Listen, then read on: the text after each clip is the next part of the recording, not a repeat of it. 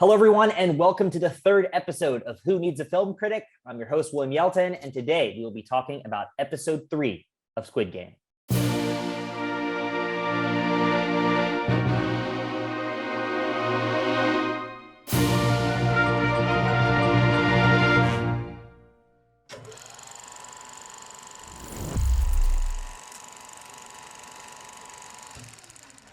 All right, let's jump into the conversation about Squid Game episode 3, entitled The Man with the Umbrella.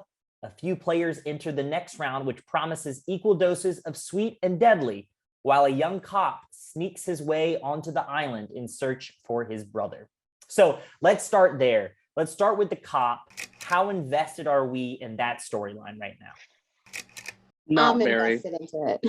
I personally feel like he messes up the flow for me because he is going in there like undercover. But so what if he finds out this information? What is he gonna do with it? He's gonna ruin my game. Like, I want to see these people play these games. I don't want him, being the person who blows the whistle and ruins it. I want this thing to finish out, and I don't want him to be the one who saves everyone, because they don't want to be saved. They want to win a game, and I want them to win too. Mm-hmm.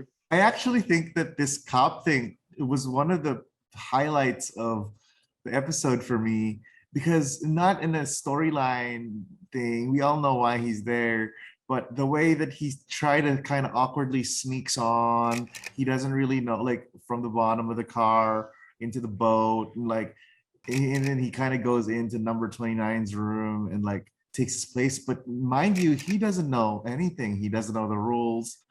He spoke up one time, and then one guy said, oh, you broke the rules because you're not supposed to speak first before your superior. Of course it's going to impact the story of the entire game, whatever. And it's kind of like watching someone who doesn't know what they're doing and kind of like trying to figure it out, like First day on the job. And then not doing a good job at it, and it's hilarious, scary, and riveting at the same time. Anybody else agree? I think with it's Sam? really, yeah, definitely. I think it's really compelling. I mean, I think that he's us. Like, we don't know the rules of these masked men, and as he's discovering it, we have the same questions. Like, as he's figuring out managers, soldiers, and workers, like, we're like, oh, that's what those shapes mean.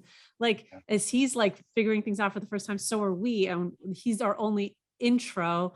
He's our only viewpoint into that other side of the room. The one thing that I will say that I do like so far is that it is revealing that the managers and everything, it's not as well oiled as maybe we thought so in episode 1. Like, people are breaking rules and he's not getting punished for it. It's like, how did he not get caught? You know what I mean? Like, these guys are supposed to be, at least from episode 1, very, tight ship, like nothing gets through, right? And like, this guy like was underneath the fucking car, right? When it walked in, right? Like, how is that even like humanly possible, right? Is he not just breathing them exhaust fumes like on some shit? You know what I mean? And it's actually kind of strange to see that there was like a crack in the armor that way, Mm-hmm. I'm glad that we have this because I think we're trying, like, I was trying to figure out what would make the staff do what they're doing. And if you see like where they're living like worse than some prisoners. So so their lives are not exactly great. And so like it made me question, where did they get this group of staff? And they're probably also coerced in different ways. You can't play this game without losing a bit of your moral compass. And so everybody is coerced except for the game master. The game master is the only one that is not being coerced in the position that they're in. That's actually a great transition into our first scene. Let's take a look.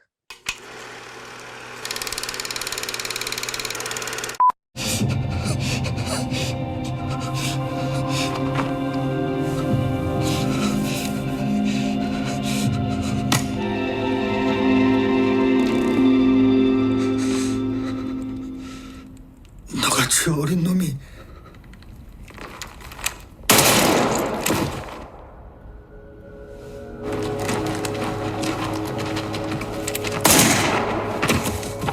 Thoughts? As soon as he removed the mask, I'm like, well, he took his mask off. He's gonna die. Was there anybody on the panel that was surprised when he was shot? Stan and Josh. Okay. And Ed, why were you surprised? It was just a kid, and it made me wonder if every one of the henchmen is also a young child, a teenager, conscripted to work. It was just a surprise that he was shot. And then I guess the only thing I'd want to contrast it with is I'm wondering about the cop. Like if he's the only 30-year-old in there, he's going to stand out like a sore thumb if he's ever revealed. Like if the whole army is kids, the cop who's penetrated the group, he's not going to last very long. The only thing that shocked me in all of that was the fact that it was the host, the main person, that shot him in the head. Like in a crime movie or a mafia movie, very seldom is it the main mafia person. They have hitmen, because usually if they're the in the main position or in this host position, they are the person who is manipulating plans and not wanting to get caught. So it's like Al Capone was never arrested, charged, found guilty of Bloody Sunday. Okay. He was found guilty of tax evasion. I think it had to be the game master that shot him, because we know that he was the square. He had seniority over all of the other henchmen that were there. Basically, I felt like they're all like Oompa Loompas, and they were pretty much they were interchangeable to the game host, except this one person was supposed to be like the leader of these henchmen. So how can a subordinate actually carry out this order? It had to be the game master. And I think that it kind of reinforced what I was saying before, as far as like they're all coerced into this. What shocked me was the fact that the guy that did have the gun and did have control shot himself. And he did it after he saw the face of the guy after he took his mask off, almost like he knew him. Do these people in the masks know the other people in some way? I was just going to ask, can the cop not be the game master's brother? Ooh, he could be the game master's brother. Yeah, that could happen. Yeah. Boom. That's actually, I like that. I like that better than our last conspiracy. And the cop kind of gets caught, and like he's about to get killed, and then his brother is the game master, and he's like, then what do you do?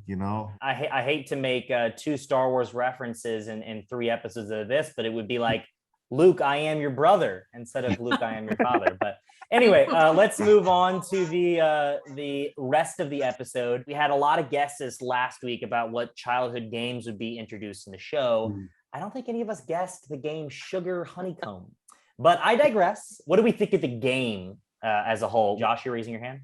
Yeah, so complete total shock. Not what I was expecting. When I saw him mixing the sugar, or what we learned was sugar later, but when I saw him mixing it, when we've had the first discussion, somebody mentioned the floor is lava. So I was like, oh man, they're gonna like a hot sugar bath. But this was a complete shock. And then I saw the shapes, and of course, when I'm watching the show, I'm like, all right, what shape would I pick? Because I didn't have a clue what they were doing, even though I saw the sugar, and I'm like, well, I'm gonna pick the umbrella for some stupid reason, but I like that umbrella. And then when they showed the game, I'm like, yeah, I'm getting shot in the head this game. Raise your hand if you would have picked umbrella in that situation. Because umbrella is the unique symbol out of all of them. It's not a circle, It's not a triangle. So part of you would think, hey, why not pick the abnormal one? Okay. I'm going to pick the one that looks like it might save me a little bit in case something's raining from I don't know. I could use it as a weapon. I didn't know. But I did go back. I did go on the internet and kind of did a little research on that honeycomb, and it's more of a treat, and it's more of not really a game, but like a challenge per se. To kind of to get dalgona. It out. The cookie is it's like a dalgona cookie. But I've never thought of it as a game. Like maybe I didn't. It's more of like a challenge just to kind of eat it, kind of like sucking a lifesaver down to like a sliver without it breaking. So I really did enjoy this game and episode. Even a little more than red light, green light. My brain immediately went here because, the shapes were pretty simple except for the umbrella. But my thought, though, I was like, why an umbrella? And it made me think of the moment where the daughter looked at the umbrella at the door in the previous episode and then went outside. And I was like, that's just so random to have that umbrella and there be a moment where she looks at it and then an umbrella is a shape. So I'm like, okay, maybe I'm back on the stepdad train. Maybe he's the game master. I don't know. I can't get over that. Were we ever nervous for our protagonist's safety? So, you know, I'm not going to make any spoilers, but the biggest example is of Game of Thrones, where no character is safe. This is a new show for all of us. Probably your first initial thought is, oh yeah, he's going to be fine. It's episode 2. But did part of you start to be a little skeptical about that at any point during this challenge? 100%. 100%. I was thinking, man, this guy's not going to finish. And I kept on thinking in the back of my head, no, he has plot armor. He should carry on. And of course, in the end, he did, and he had the plot armor and this, that, whatever. But the way they did it, I was like, I think like I could have never fathomed that he would get down to it by licking the back of the cookie, and he wouldn't ruin the integrity of the front. Like I just didn't think of that as a possibility, I guess. But like, I like how they did it because they had to give him plot armor, and they picked a way that kind of worked within the confines of what they already laid out. So I appreciated that, but yeah, I was scared. I thought he was gonna get a gun to that.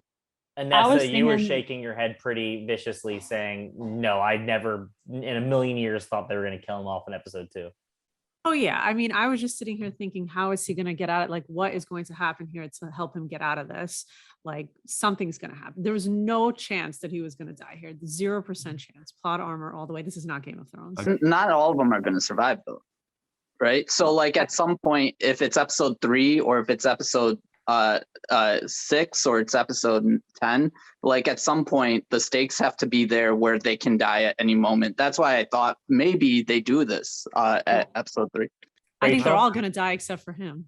I was thinking during that how pissed the game master must have been. I mean, he found the hack for the game at the last second, but he found it, and you know, he's like, what the, this was not supposed to happen, you know? So I thought it was brilliant. That was like kind of more of a shining point, I felt, for the main character, because he was sharing the secret to save yourself. And he was making sure that the people around him knew what that secret was. So I think that this is kind of more of a redemption arc for this character, was this episode.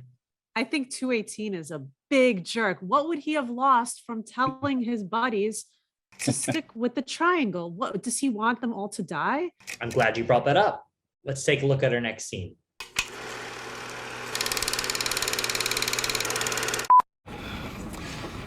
그럼 별이랑 우산이 났는데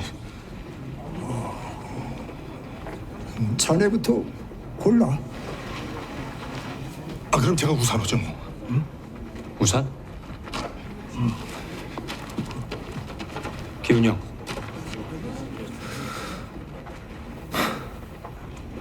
아니야. Who wants to start? I didn't see that coming. I actually didn't notice that till I rewatched that there was a double take. Like he was about to tell him, dude, switch over and save your life, because he knew it was what was coming. But why? What the hell is the point? I don't get it. Doesn't he want people on his side? He wants the other guys to lose. Like, he needs people for this game. This makes no sense to me. And that 218 is on my dead list. Soon, he's the next one to die. I completely disagree, actually. So the prize money at the end of the game is split with the remaining alive players. So, and I think Sang-woo, I think that was his name, he's really driven by money. Like, he put up his mom's house and shop up for collateral because he lost all this money. So his driving force in the game is for money. It's not like Gi-Hun, like our main character. He's there because of his daughter and his mom. So we really see the characters driven by money, and one less person he has to worry about is one less person, you know? I also feel like, and it's been bothering me, the main character, he is a child. He is literally so like, he's like, oh, I'm just here to have fun and play this game. And he keeps talking about how smart he is and everything, saying, oh, he went to this school. And I feel like he hates that. Like, I feel like he does not like him. And if there's ever a time to cut an alliance member, it's when it's really not going to be at the hands of you. You know what I mean? Let him take himself out by picking the umbrella. Where you were talking about his friend, keeps, oh, he's so smart. He's so smart. He's the smartest man I know. But deep down, he knows he's a failure. And I think the fact that when his friend keeps bringing up that point, he's so smart, it's like, no, I'm really just a big phony and a failure. And this is the only thing I can do to hopefully not lose my mother's, respect, or, the respect of my mother. So I think that's kind of where he's driven. But again, like it's been brought up, I think that will change, and it's going to change with these other episodes. That I can't do this on my own. Just like I lost all that money on my own, I'm going to fail on my own. One of the things about this is he already knows the value of alliances. That's how he knows that Honeycomb is the game in the first place. He was passed on the information that Sugar was Kang, I think, the pickpocket that she saw. So ultimately, like, he pieced that together. And that's why I don't understand this completely, unless he genuinely, everybody else said he hates this guy, and he just wants him gone and doesn't want to lift a finger for him. But like, he already has, it's been proven to him that alliances are necessary. That's how he got the information in the first place. All right, let's review. Ed, I'm going to start it off. 4. Jin, 4. Stan, 3. Anessa, 4. Brandon, 3. Skylar, 4. Josh, 3. Rachel, 4. Satnam, 4. Devon, 4. Kiana, 4. And Kim, 4. All right, that puts this episode at a 3.7. It is number 1 on the season list. Thank you to the panelists, and for those watching at home. If you're new to this channel, we're new too, so please comment, like, subscribe, share the video. We are just starting out and need all the help that we can get. So help us jumpstart this channel. Also, we are now on the podcast app. So if you prefer to listen to future episodes, just type in "Who Needs a Film Critic" and click subscribe. Finally, if you're interested in joining a future panel to discuss a different movie or TV show, email me at whoneedsafilmcritic@gmail.com. Until next time, I'm your host, William Yelton. Have a good night.